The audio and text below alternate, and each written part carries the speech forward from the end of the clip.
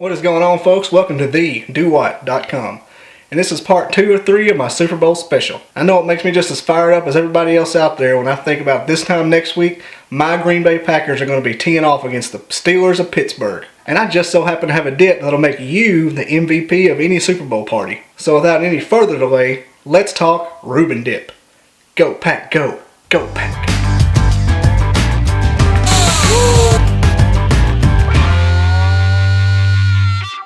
I know everybody's heard of a Reuben sandwich. You've seen it on a menu, on the second or third page of some random casual dining restaurant.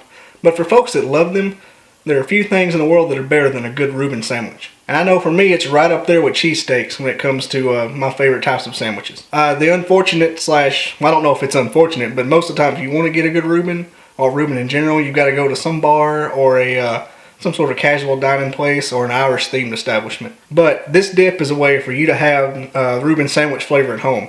And it's pretty much just a giant Reuben sandwich in a crock pot. The only side effect of the Reuben dip is it puts grandmothers and mothers in danger of being slapped. And be sure to have your fingers out of the way if you intend on serving this at work, am I right? And if you don't subscribe after those 2 jokes, there's no hope in ever getting you to click that little button. But as for this Reuben dip, it's that good. Now let's make magic. Chop and or shred about 1 pound of corned beef and put it in a crock pot. Now accompany the corned beef with a big can of sauerkraut, about 15 or 20 ounces. In this video I use a 16-ounce can. Add a full 8-ounce pack of cream cheese cubed. Next add a ½ pound of cubed Swiss cheese. And you'll wrap it up with a ½ cup of Thousand Island dressing. I try to find the lowest carb Thousand Island dressing available at the local Wally World.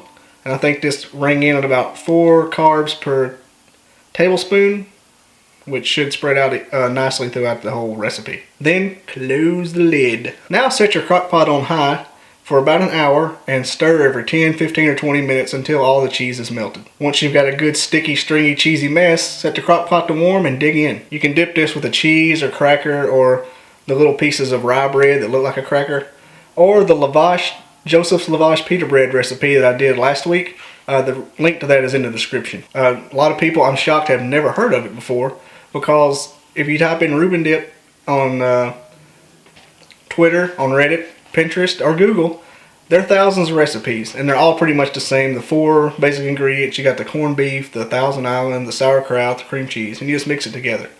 The one I use as a reference, as the guide, I've got in the description as well.